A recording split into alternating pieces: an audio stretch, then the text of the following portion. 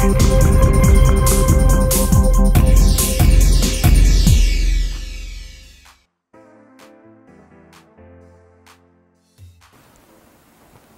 les data, on peut penser à la data comme par exemple, c'est un outil d'avoir toutes les informations à propos de consommateurs et d'évaluer le niveau de risque, de le permettre d'être un client ou non.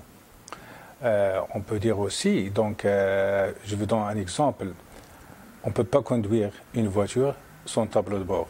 Le tableau de bord, ça nous permettrait bien sûr de conduire avec la vitesse qui convient au moment qui convient. Et c'est ça le data. Le data vous permettra de faire des schémas aussi d'analyser l'histoire pour le moment qui convient.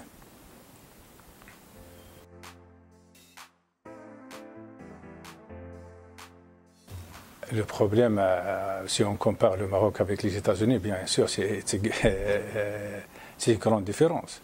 Le problème, c'est que ce n'est pas seulement la disponibilité des compétences, mais aussi le moyen de collecter les informations, parce qu'il y a des procédures à suivre.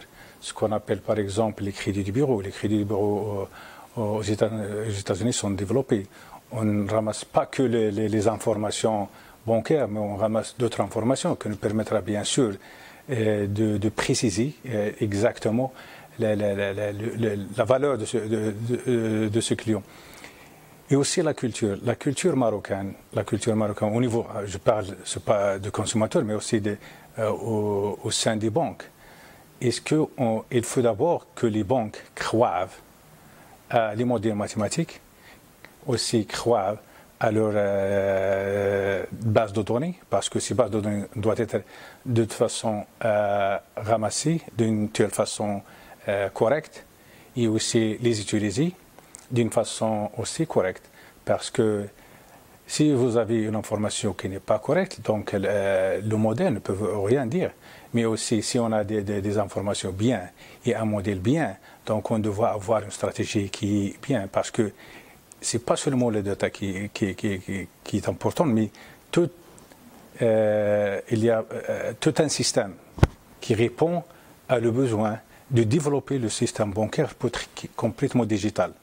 Alors qu'au Maroc, heureusement, je vois qu'il y a un développement, il y a un désir, il y a une volonté, il y a des institutions et des organismes étatiques, aussi privés, qui poussent dans ces directions. Et aussi, on doit comprendre aussi, après la COVID-19, le besoin et la nécessité d'aborder ce sujet et de les développer et d'être un exemple pour l'Afrique. Et ça nous permettra d'influencer, pas seulement le marché marocain, mais aussi le secteur, le marché africain.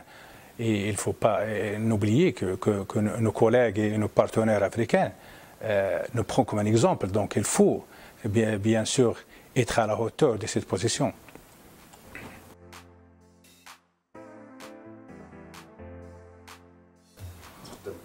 En ce qui concerne l'intervention de l'État à ce niveau-là, donc il est bien apprécié. Mais la seule chose, c'est qu'il faut toujours être prudent, car il faut balancer entre le contrôle et aussi inviter le secteur privé à innover.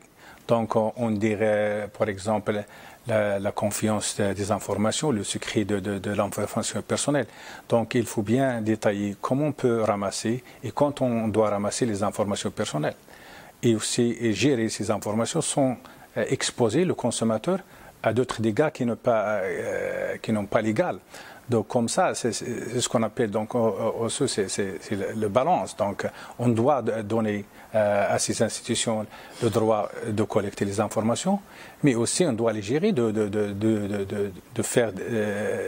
d'utiliser ou de ramasser ces informations dans un contexte contrôlé et légal. Comme ça, pour la prudence, aussi la conservation des informations personnelles, aussi pour les biens du consommateur. Il faut savoir que l'approche est positive, il faut le croire. Mais toujours, il faut aussi, on va tomber dans des problèmes, on va avoir des résultats inacceptables, mais on doit toujours apprendre et aussi à développer d'autres choses qui évitent les autres problèmes du futur. Qu'est-ce que je veux dire par ça? Donc, le consommateur, c'est dans son intérêt que les banques collectent ces informations correctes à son propos. Donc, ils vont répondre exactement à ses besoins. Et aussi, dans l'intérêt de la banque, d'avoir plus d'informations sur les clients, comme ça aussi, pour gérer ce risque. Donc, c'est quelque chose. Mais il faut balancer ça dans l'intérêt du consommateur et aussi dans l'intérêt des banques. Comme ça, on va arriver tous pour un résultat qui est convenable et qui satisfait tous les partenaires.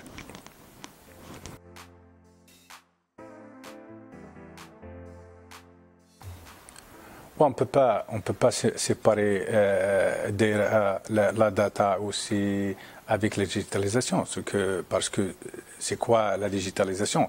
C'est qu'on donne au consommateur la possibilité de faire tout en ligne. Donc en ligne, on ne parle pas d'une personne physique vraiment, on parle des informations qu'on collecte à propos de cette personne. Donc soit on achète, soit on demande un crédit, soit on fait une évaluation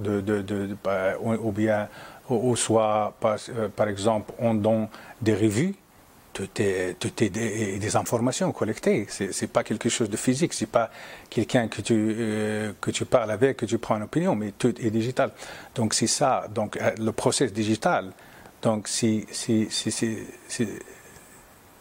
de l'information qu'on collecte à chaque étape. Ou qu'on connecte ces étapes, on doit les analyser, parce que c'est ça l'objectif. On doit avoir l'objectif, c'est un résultat. Donc le résultat dépend des informations, l'accuracy des informations collectées. Donc en général, le problème ici, c'est que le Marocain croit que la digitalisation, c'est je vais payer ma facture en ligne, ou bien je vais faire une transaction commerciale en ligne. Mais vraiment, c'est pas ça. C'est vraiment une piste de le processus de la digitalisation.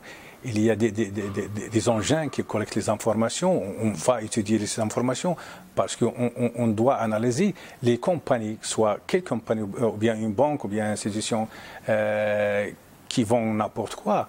Ils collectent les informations. Ils essaient d'apprendre pas mal de choses à propos de ce consommateur. Et comme ça, on peut répondre à ses besoins nécessaires. Et aussi, on peut faciliter la tâche à ce consommateur. Donc, quand on dit la digitalisation, on dit data, parce que ces informations connectées, il faut les analyser. Il faut aussi, on ajoute l'analytics, on ajoute aussi les tests, etc. Donc, on ne peut pas les séparer. C'est un processus complet qui dépend, chaque dépend de l'autre.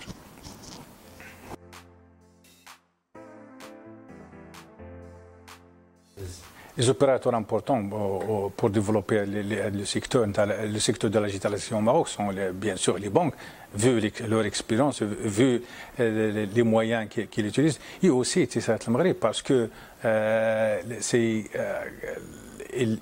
la plateforme pour la connectivité et pour aussi la facilité de ces opérations.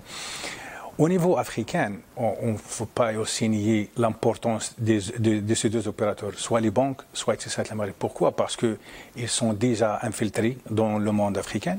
Ça nous donne un positionnement économique et aussi politique, vraiment. Donc, on peut exporter le savoir-faire au Maroc, le succès du Maroc, via ces deux opérateurs, les banques et Etisalat El Maghreb. Et comme ça, on va renforcer les relations entre le Maroc et le continent africain. Et on se voit aussi, si on parle aussi au niveau politique, ce que l'influence et les efforts qui sont pris dernièrement sur la direction de Sa Majesté le Roi, le ministère de l'Extérieur. Donc comme ça, il y a pas mal de opérateurs qui aident, bien sûr, à nos positions en position de leadership et qui aussi toujours rend les relations importantes et aussi consolider ces relations pour le bien du Marocain et aussi de tous les citoyens africains.